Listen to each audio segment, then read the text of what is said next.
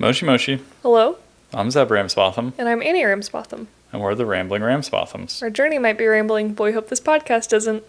And today we have so much to talk about. Yeah, it's about trains again. Yeah, again. And so this week, we had to record these episodes like a little bit early because Annie is going on a work trip.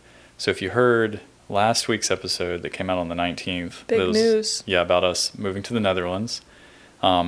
I guess, surprise if you didn't listen to that one. If you skipped some of the episodes, you should go back and listen to that one because that's where we talk about our plans for the future, or at least where we want to move to next. And if you did listen to that one and then you sent us an email, I'm sorry that we're not talking about it together this episode. And It's because this one's recorded a little bit early before that one came out. We're recording this one before that was released, so. Yeah, so we're not ignoring you. If you do happen to have a question, we'll get to it in the next episode. But this episode is all about the new Shinkansen. Yeah. So last train episode we talked about a small, cute local line. Not really any big news. The line's been around forever. This one's like the complete opposite because it was a Shinkansen line, so it's the fastest. It's like bullet train in English, I guess, is what it's kind of colloquially called. And this was a big deal because it's the new extension of the Hokuriku line, which we'll talk about why that's a big deal. Yeah, which it was pretty interesting because I know like Japan has a really big train culture, and it's funny because people kind of really get into some pretty random things that they become. Like, I think we talked about in one episode, we found this website and this guy is like a fan of power towers. Like he's really into steel towers. So much that he hosts a site, like he pays to have the site hosted online, and then he updates it as a blog, and he goes physically to these towers. We should talk about that one episode. Yeah, and then also people visit dams. You can go to like see dams. So there are a lot of fandoms in Japan, and I guess one of the biggest ones that we interact with and see regularly because of our local train line is the train fandom. Mm-hmm. And it's interesting because I knew about that, so I thought that this was going to be a big deal, but it was even bigger than I expected. Me too. Like there were politicians and famous people, like potentially actresses and actors, and there were helicopters and multiple days of like fanfare, and so they I guess were selling merch. If you haven't heard of this Shinkansen extension, which is fair, I mean, we live in the Hokuriku region, so of course it's like a very big part of our daily lives. But if you're not listening from Japan and you're like, okay, what's the big deal about this new train opening? So the first extension of this Hokuriku line was what connected Kanazawa to Tokyo. That opened in 2015, and that was a really big deal because for the first time you could essentially have a day trip from Tokyo, and it really opened up this region. It's been 10 years since any extension of the line has happened, so that in itself is a big deal. And it's not like they open extensions for Shinkansens all over the country. There really hasn't been another significant extension since that time on any Shinkansen line. I think there was one in Hokkaido, but besides that on the mainland, there hasn't been an extension. Yeah, and it's a big deal because it's kind of like the preferred like businessman like way to travel in the country. Yeah. It's also kind of the preferred, way to travel in the country, but particularly it's like a big deal because, it's like very businessman thing to like go get on the Shinkansen. And well, it's also sometimes it's not super affordable. Like it can be expensive to travel, but it's certainly the most direct, efficient way to get places. Yeah, usually it's the most convenient. Sometimes, so just for an example, sometimes flights from Komatsu Airport, which is close to Kanazawa, to Tokyo, it's actually cheaper to fly to Tokyo than it is to get on the Shinkansen. Mm-hmm. But then once you factor in like getting from the airport to the city and everything, it's probably about the same amount of time as just walking into the train station, sitting on a Shinkansen. It's way more comfortable. Well, so we didn't actually say where this extension goes to. No, not yet. It goes from Kanazawa to Fukui Prefecture, and specifically to Tsuruga, which is a port town that's in Fukui. And this is Fukui's first Shinkansen. Oh yeah, And the that's whole true. prefecture, they had not had any Shinkansen lines up until this one. Which So, is huge, hopefully big for their deal. tourism and just for local people being able to get places efficiently, or at least get to Tokyo efficiently. That's what they hope. Also, this extension, it's been estimated that 60 billion yen, there will be a generated benefit of 60 billion yen because of this extension opening. And they hope that it'll also help, like, the reconstruction of the areas damaged by the Noto earthquake, too, because so much Yeah. of this area gets that line Yeah, a lot of benefit. people are placing their hopes kind of in some economic revival from Yeah. tourism and ease of access. And it's pretty interesting because if you're coming to Japan, we used to be able to say, oh, it's so convenient because you get on the Shinkansen in Tokyo and then you just get off at the last stop and you'll be in the city that we live in. And Yeah, we that's won't not be true the anymore. last stop anymore. Yeah. We are no longer the last stop on the Hokuriku Shinkansen. So now you have to pay a little bit of attention unless you want to go to Fukui or Tsuruga or any of the new stops. Yeah, and speaking of new stops, Echizen Takufu Station is one of the new stops, and it's an entirely new station they built completely for this Shinkansen. The other 5 Shinkansen stations are next to existing stations along what used to be the Hokuriku main line, which was just a regular non-bullet train.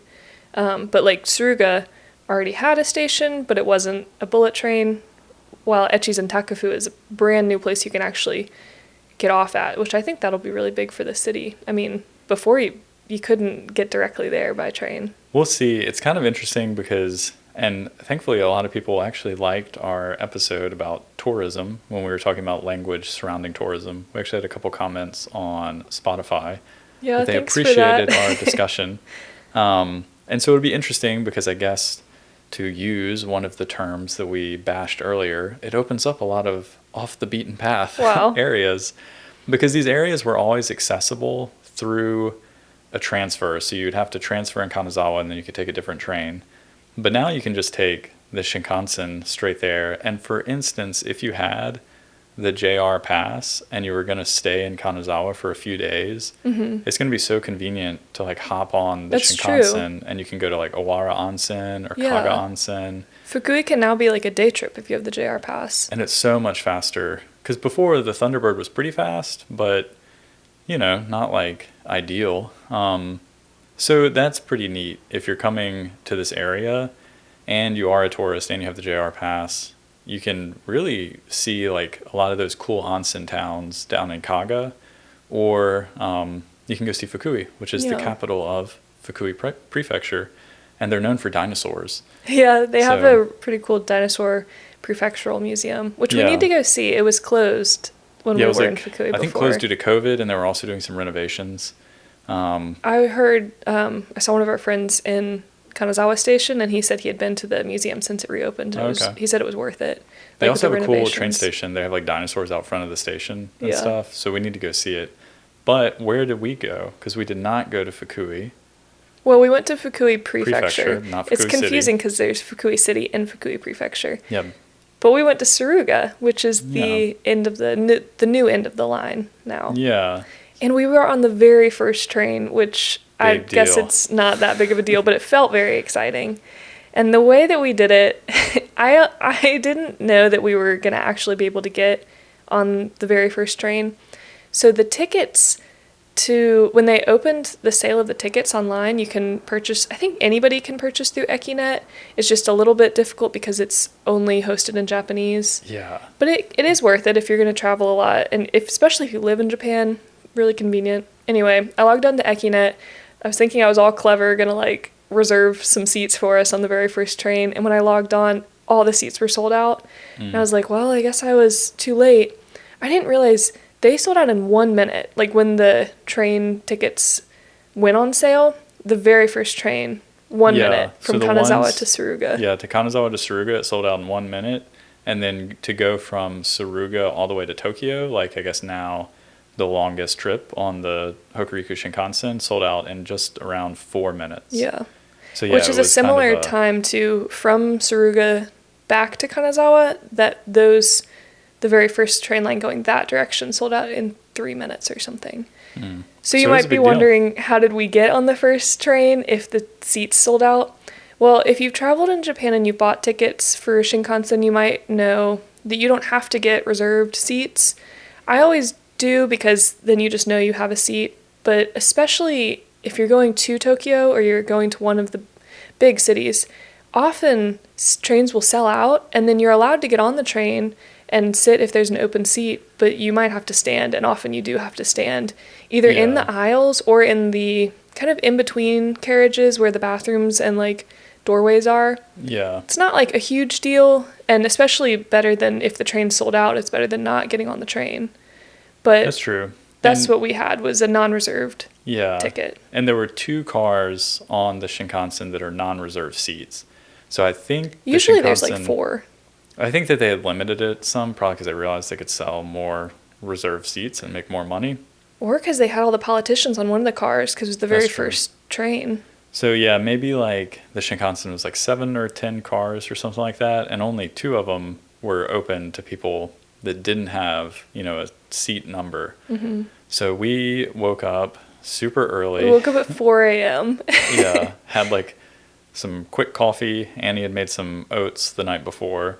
So we had this, like, quick breakfast and got up and jumped on our bikes. Yeah, we had to bike to the station because our local train to get to Kanazawa Station didn't actually run early enough for us to make it to the 6 a.m. train in Kanazawa.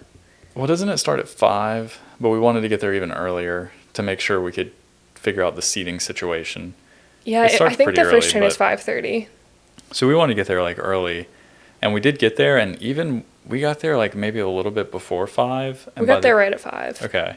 And it was already, like, the station was, like, filled with people. Packed. There were already people, like, giving speeches. They had a temporary stage set up. I was shocked. Yeah, we looked at that for a little bit, and then we realized, like, oh, we should figure out how do you get onto the platform. Yeah, so they weren't letting anyone into the gates. Yeah. Because I guess obviously they don't want you to just go crowd the platform. Mm-hmm. And then I noticed they held everyone off. And then at some point they let, like, all, you know, the politicians and, like, fancy people go to the Shinkansen. There's so many police. But we figured out we could go get in line to go to the non-reserved seats. Which is what we should have done, like, immediately when we got to the station. We got a little bit like, oh, wow, look at all the people. And, like, everyone had their phones out recording, you know, the dedication that was happening on the stage. The train fan guys, they had, like, step stools so they could stand above the crowd and film. And everyone had, like, multiple personal cameras. Yeah. And it was wild. It was definitely one of those moments where I guess you hear about people, like, in sports stadiums and stuff, they kind of get whipped into a frenzy because, like, the whole, like, vibe of the place, like, everyone, like, you feel like you're part of this thing. It had a bit of that, like, going on. Even though all it is, like, a train's about to leave the station. And it's not even, like, a new train. It's a new train line, but it's, like, an old Shinkansen that people have already ridden, they've already seen. Yeah. Like, and the train line that we were riding on was new, but it went sometimes on the exact same tracks as the old train was on, and sometimes it was not anything new. Like, some of the bridges were new for the Shinkansen, but yeah, all in all, like, I guess it's not really that big of a deal, but for whatever reason, we were, like, excited enough about it to get up at 4 a.m., and we weren't the only ones at all. Like, there were so many people there. But we thankfully figured out how to get in line, and so we got in line, and we waited, and we probably were only in line for, like, 50 minutes or so. Yeah, it went by really fast because as we realized, like, oh, we need to get in, like, a line's forming. Because I was like, oh, well, we have tickets. We can't get onto the platform. It is what it is. We'll probably miss the first train. No big deal. But then we realized there was a line, and we got in the line, and it was already wrapped around the ticket booth, just with the amount of people that had been standing there since before 5 a.m., I guess. And as we were standing there, it wrapped around 2 or 3 more times, like, kind of goes down to the other end, like, and then wraps back. It, like, kept going. It, like, zigzagged a bunch. And every time people would come up, they would think we were the end of the line because we were standing kind of in one of the, like, bins before it turns back on itself. Yeah. And people would be like, oh, this is the line. And then they would, like, try to find the end of it, and they couldn't find it. Yeah. And they were actually, once they finally did start letting people onto the platform and we started moving, they had the conductors, and then even they had police there, kind of with megaphones. Well, no one was, like, shouting, but they were just kind of crowd controlling people. And this old man jumped in line, And we noticed, and we were like, oh, that's pretty bold. Like, I can't believe he really just jumped in line and merged with everybody. And actually a dad with a son, because the son was probably like 12, and he noticed it.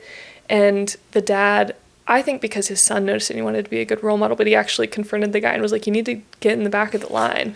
And the guy tried to act all surprised. Yeah, he was like, oh, this is the line for... He's like, I didn't know that you guys were standing in line behind me. He was like, everyone's here for the train? And he was like, yeah, like, what do you think this is? So that was like a wild experience, but we actually got onto the platform. And of course, it was funny because then you go into the station, and as you're going, there are like station staff everywhere, and they're kind of like yelling, like, please be careful, like, don't rush, like, please walk. Just walk slowly. Yeah, and we made it to the train, and we actually got on, and we made it to seats. Yeah, we could sit down on the very first train. I didn't even think that we would be able to get onto the first train. Yeah, we had a moment like the night before where we were like, well, should we even wake up super early? Because the non-reserved tickets are good for that day. You can just go get on a Shinkansen the whole that day. So we didn't have like a time slot. So we did for a second think like, well, what if we just go to a later one and we know that we can get on it? Because we were thinking like, it might be so crowded. We might have to wait for the second train. That's what I thought. But we didn't. We got seats. I was shocked. And as you're going up, of course, all the signs that are announcing where the train, what platform it's on. For the first time, it says like to Tsuruga, and so everyone's taking pictures of the new platform signs, and it was train number 1, and that was pretty cool. It was a little confusing because the name of the train is Tsurugi, and we're going to Tsuruga, so I don't know if that confuses you if you see that in the future, but there's other trains that run on that same line, like the Kageyaki, but some will go all the way from Tokyo and pass through Kanazawa and continue. And the Tsurugi train just goes straight to Tsuruga. Well, it stopped at all the other stations. Yeah, but it doesn't... Like, you could also get on the Kageyaki and go to Tsuruga, but it would have been coming from somewhere else. Yeah. One of the Shinkansens is also fast, and it doesn't make as many stops at the small stations. Like, one is just like kind of like a point-to-point, and it only stops at big stations. But anyway, we got on it, and we had seats, and we made it to Tsuruga. We had seats not next to each other, like... You sat in front of me, and I sat next to a guy who immediately pulled out his laptop and like started doing a bunch of emails, like work emails. And I was like, wow, he's really like, maybe he's going to Tsuruga for business. And he was like not bothered by the fact that it was the first train, because as soon as we took off, he fell asleep and he snored the entire train ride there. Yeah, I felt kind of bad because there were like people that were on the train and they were so like thrilled to be on the train. And then this poor guy's like taking up a window seat and like snoring audibly. So I'm sure there were like train fans that were like, he doesn't deserve it. He doesn't get it. I was actually happy that I was next to him, because if I couldn't have a window seat, I was happy to have the seat next to that guy, because since he was asleep, he wasn't blocking the window, so I could see out the entire time, and I was recording out the window, and I was zoomed in like where it was cropped, so he wasn't in my camera shot or anything, but I would have felt really awkward if he had been awake, because I didn't want him to think I was recording him. I don't think you would have thought that, because there were so many people on the train with like cameras. That's true. Taking pictures, and it was at some point in like Fukui, the train did keep getting more crowded because more people kept getting on it. So it was really neat. Like, it was fun. Do you think it was worth it to get up that early? I guess so. It's just one of those things that's like a one-off experience. Like, it doesn't happen that often, and I guess it's one of those cool things. Once every 10 years.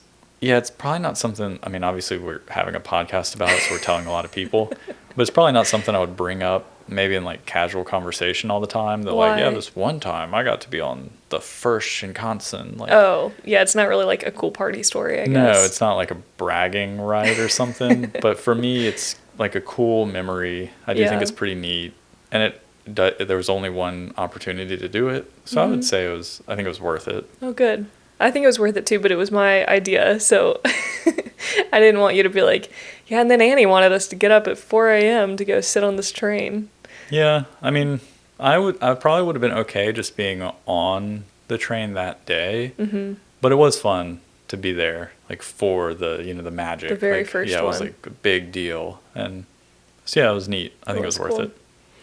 Well, why Tsuruga, you might be wondering. Like, why did they pick that of all cities to go to? I mean, we've talked before about how Fukui is the second least visited prefecture based on 2019 statistics, so that might have changed. But it's not a very popular prefecture to visit, even though it's like fine. It's a great prefecture. There's no reason to not visit. It doesn't have as many of like the great sites as other ones, obviously. But I guess the short answer is that the train line will end in Kyoto and Osaka. Yeah, they're trying to make a really big loop where, of course, right now you can take the Shinkansen down to Osaka, but they're trying to make a big from Tokyo. But they're trying to make a big loop kind of that goes around this whole region, so you could theoretically get on the Shinkansen in Tokyo and then take it like all the way around almost. So that's like the big goal.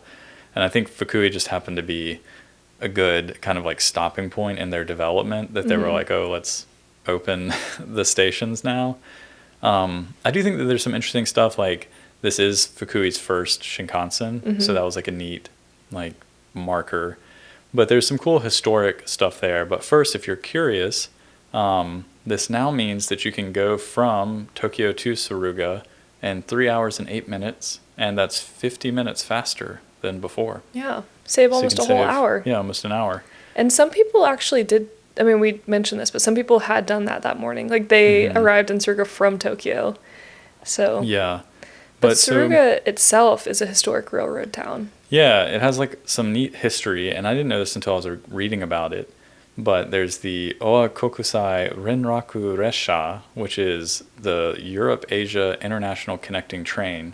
And this is such a neat idea, and it's unfortunate that, you know, obviously this doesn't exist anymore. But at one point, you could buy one ticket. Well, I guess obviously you can get an airplane ticket that would do this much faster. But train travel is so, like, more romantic, I guess. Yeah. Pre-World War II, you could buy one train ticket, and it would take you from Tokyo to Paris. And they did that by going from Tokyo, and this is like kind of during the Meiji era, they had developed this. You would go from Tokyo to Tsuruga, and you would get on a ferry in the port of Tsuruga, and you would take that to mainland, I guess, Eurasia or Asia. And then you would hop on the Trans-Siberian Railroad, and then you could make it all the way to Paris from Tokyo. I wonder how long that would take. Like, what an epic It would take forever. Journey.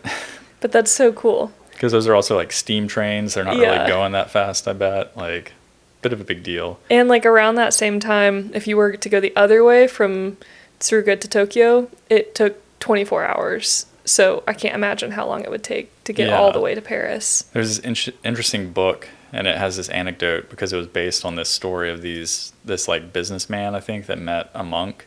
And the two became acquainted during a long-haul train journey from Tokyo to the city of Tsuruga in Fukui Prefecture. And they departed Tokyo at 9:30 p.m., and then the train was scheduled to arrive the next day in the evening.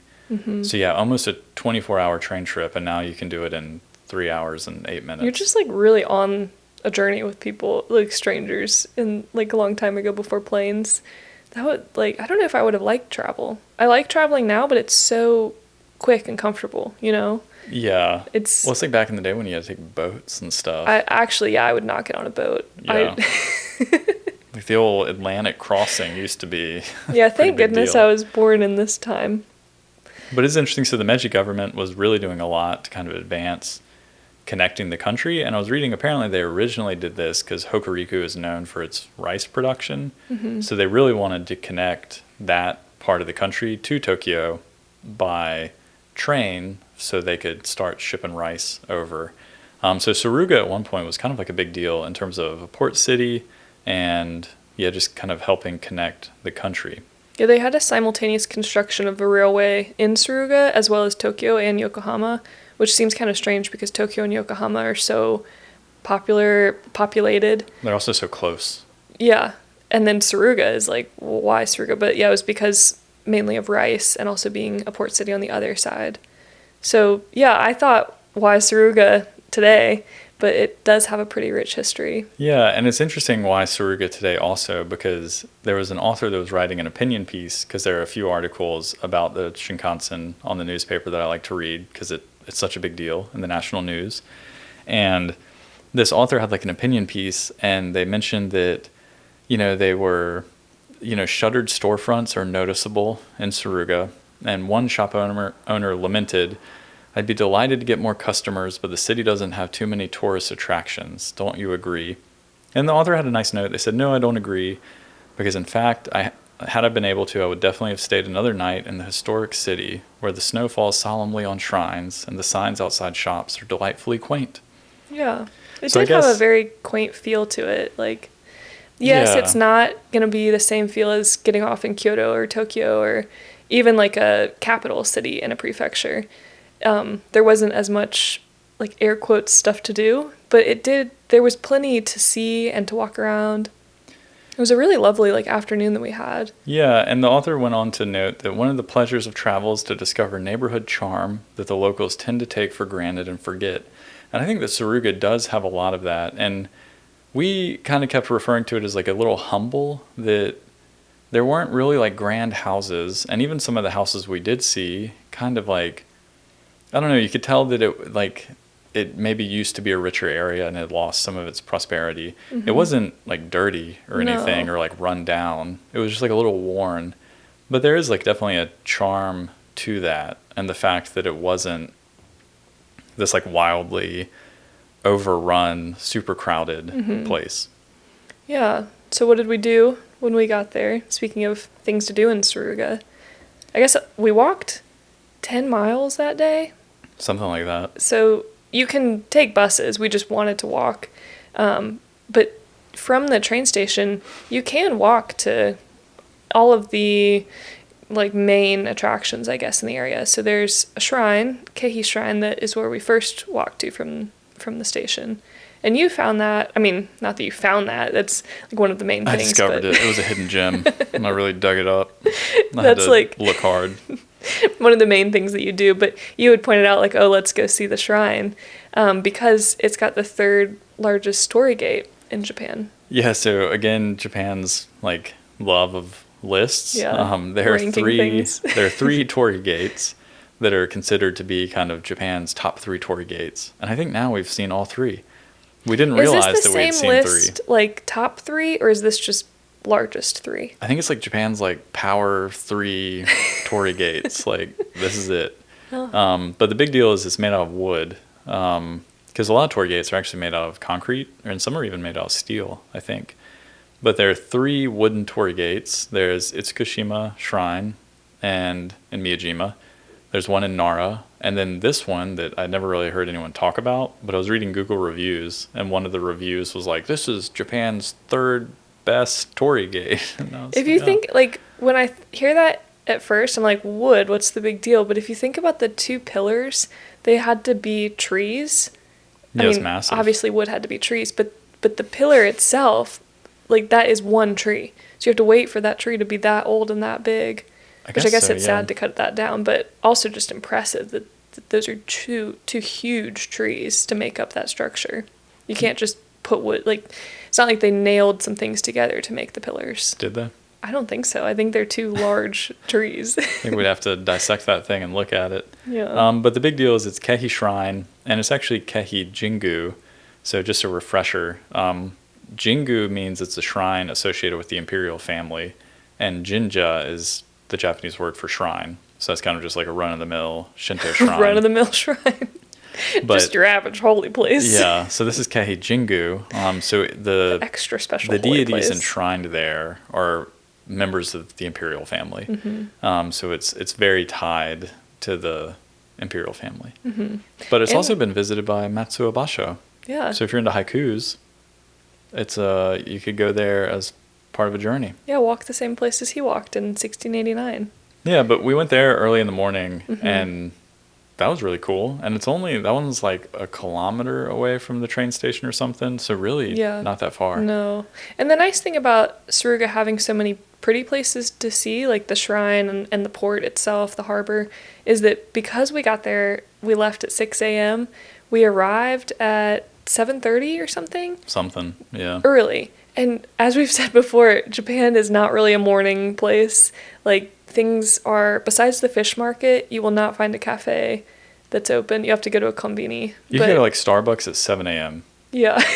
And that's why we sometimes go to Starbucks is because there's nothing else open. Yeah, cafes, if you're lucky, it'll open at 10. It's probably going to open at 11. 11 is when most things open. At least what we found in Japan outside of like major cities. So maybe you're luckier in Tokyo, but yeah, this was no exception. So it was nice to have things to walk around and see that didn't have to be open. We didn't have to wait for it to open in stores. So that was stop one, because basically one day at work, when we were talking about going to Tsuruga, I just looked on Google Maps and like kind of looked at what could be a fun walk. Essentially from the train station to Kehi and then up through the port, and then you can kind of walk along the coast. And then there was a pine park.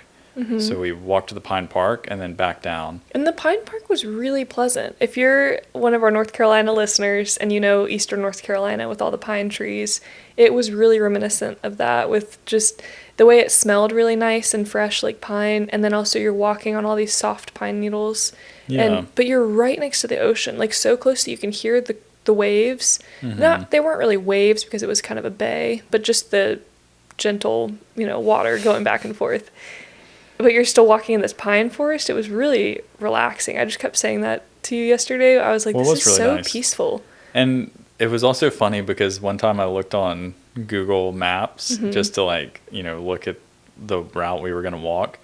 And I happened to see that there was, a thing for the park, and I clicked on it and I was like, it's busier than usual. Yeah. And we looked around and there were I don't know, 20 people. Yeah, 20 people hanging out in the park on a Saturday morning. Yeah. It was still pretty early.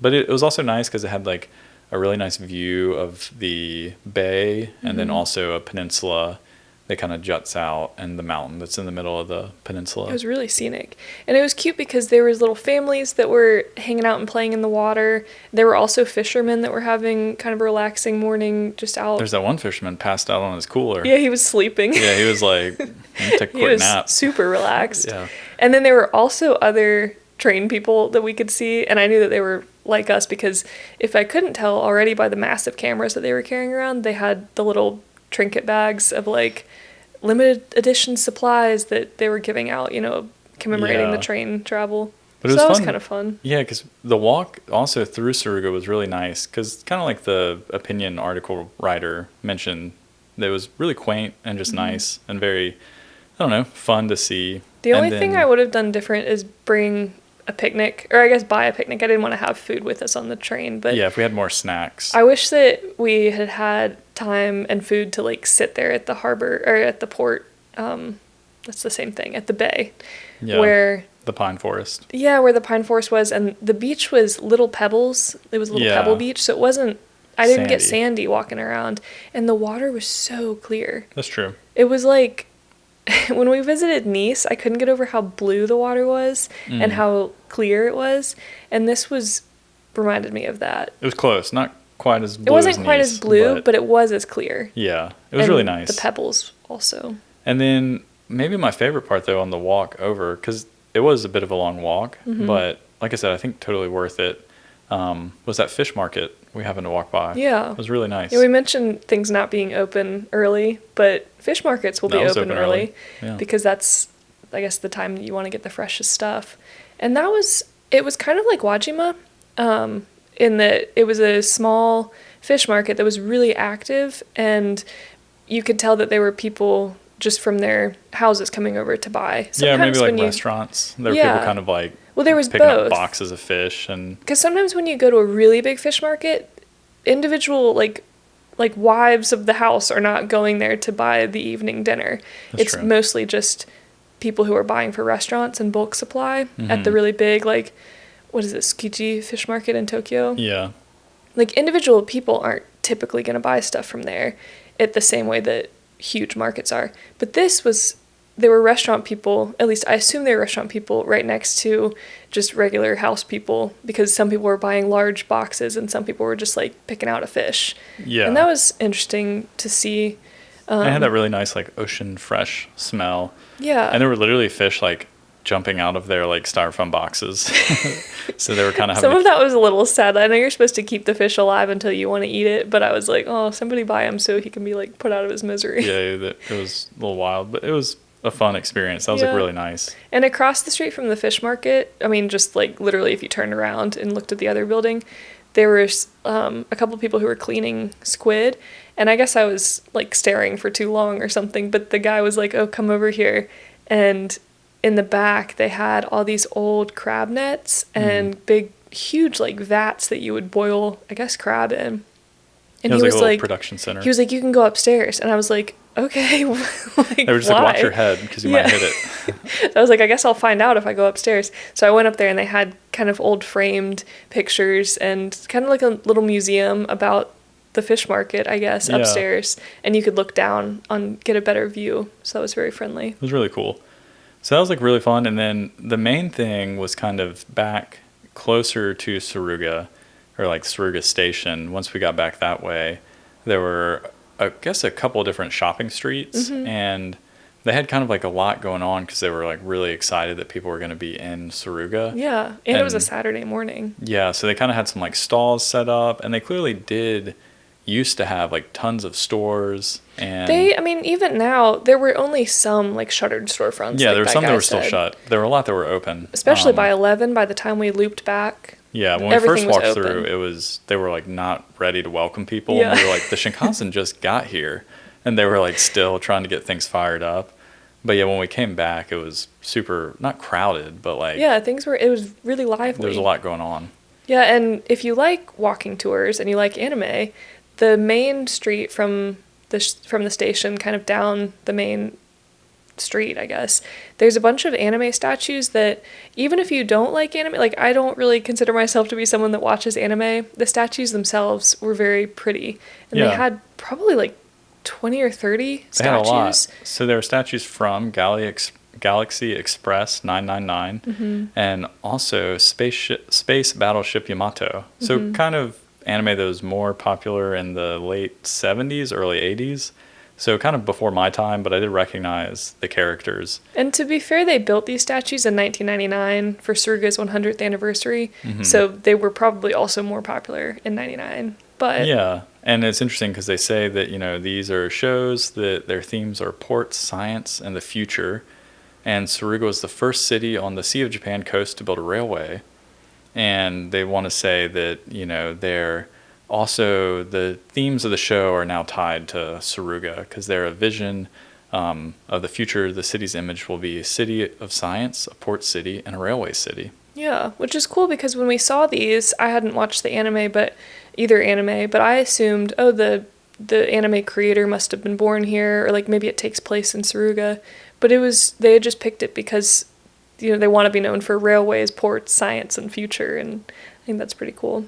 Yeah, and they had like some other neat stuff. And also Tsuruga does have a nuclear power plant, and they have like a nuclear power like training center, and so they do have some kind of like cutting edge like future stuff. They have like an atomic museum and some other stuff that you can see. So there was a lot going on, so that was like neat. And what else do they have? Not just statues. They had cats. They had cats. They had these hidden, not super hidden, but tiny paintings of cats between buildings in certain places, and it looked like different artists had painted them because they were all in different styles. But we saw, while we were walking, I saw one that was just kind of to the left of a little door, and I was crouched down trying to take a picture, and the shop owner came out and she was like, oh, come look at this, and she showed me another one like around the corner, and I was like, oh, that's cute. And I thought it was just that shop, and as we were walking, there were cats like painted up above like by the rain gutters and like down tucked behind like posts that you could notice. Yeah, like looking for little hidden cat paintings was really cute. Yeah, it was fun because some of them were like obvious enough that you could see them and you're like, oh, that's fun, and it did make you like start looking for them. And then once you started looking for them, you were like, oh wait, there's cats everywhere. Yeah, they're kind of like hidden in a lot of like little paintings. Yeah, so that was like really fun. There was kind of more, I think mostly because of the opening of the Shinkansen, but there was a little more going on in Tsuruga than I had expected. Yeah. I didn't really have any expectations other than the walk that I had planned, but it was nice. I didn't know that there would be this whole festival feel all the way down the street into the city. Yeah, I guess that's what I was saying, like kind of at the beginning, that I knew it was going to be a big deal, but I didn't realize it was like there were festivals happening in a bunch of the cities. Like there was a big one in Fukui. There was, of course, one in Kanazawa. Apparently, they also did a ceremony in Tokyo. And then they, of course, had the ceremony and festival in Tsuruga.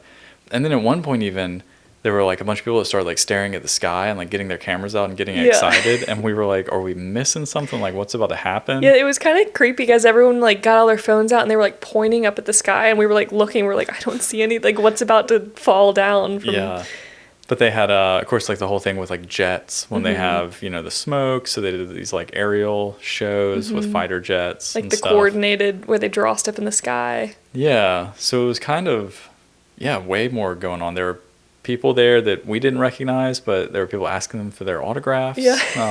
But we didn't know who they were. We were like, oh, that's nice. Yeah. And there was a ton of performances that were being put on by, like, I guess local children. It was really cute. It was like a lip sync contest or something. All these little boys were up like doing their boy band thing, but they were like 10 years old and it was super adorable.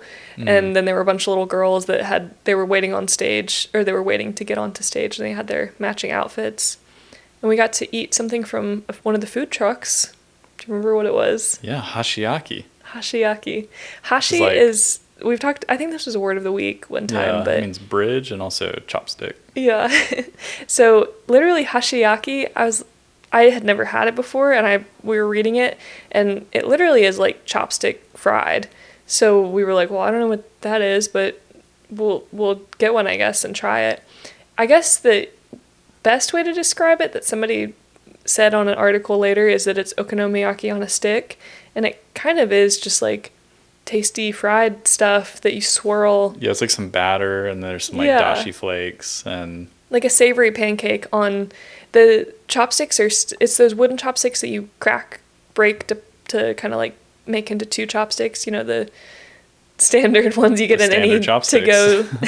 Yeah, like the ones you get in the single use chopsticks is what I mean. Yeah, but they hadn't. I think we know. Well, they hadn't been unbroken yet, and so that's what they were.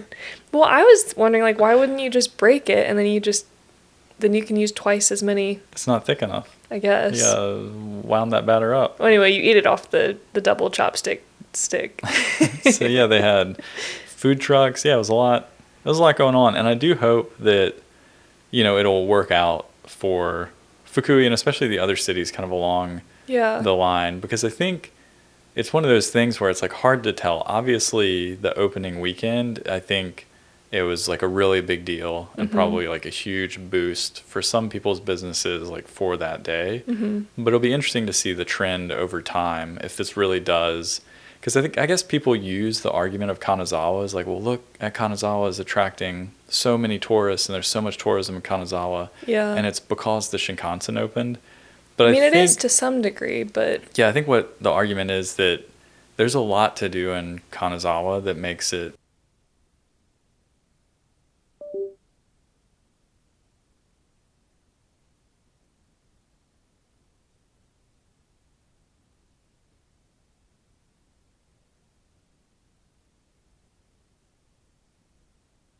Is it not recording? It just stopped just now. Good.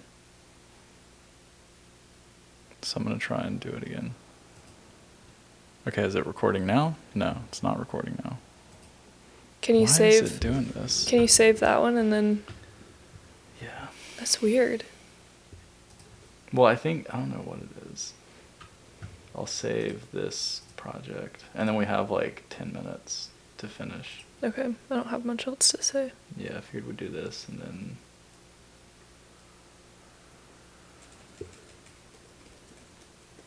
So it was like 42 minutes and 40 seconds in.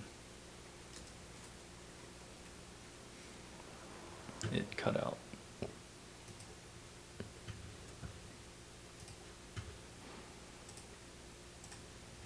I don't know why it's doing that. It's never done that before.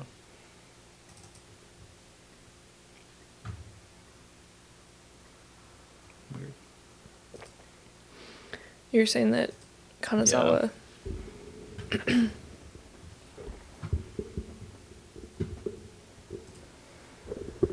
Okay, well, it's working now. Okay, good. So clever. So yeah, I'm not saying that there's not anything to do in Tsuruga or Fukui Right. or any of those areas. I'm just saying that there is a lot to do in Kanazawa. Mm-hmm. So it does make it a little bit difficult to kind of, wonder like, well, will this really be enough to draw people to Fukui? And I think so. Maybe for domestic tourism, I think there will be a lot of people that will be curious to go check it out, because there probably will be much more information online for domestic tourists. But anyway, it'll be interesting to see what happens in the new Shinkansen stations. Yeah. Do you have a word of the week? Yeah, so mine is unrelated to all the train talk, but mine is pan no mimi, which literally means bread ears. And that's what you call the end of a loaf. Like, I don't know, what do you call the two end slices? Bread butts. Yeah, I called them bread butts, or like bread heel, I've heard some people say, or like the bread ends. It's like some aristocracy stuff. The heel of the bread. The heel of the bread shall not be eaten. Well, in Japan, they're the bread ears, pan no mimi, because mimi means ears. So I think it's such a cute way to talk about like the ends of the loaf. Yeah. What's your word? Mine is densha. Densha. Train. It means train, which we've been using the word Shinkansen, which I think literally translates to new trunk line. New intercity line. Okay, yeah. So that's like fancy meaning of like...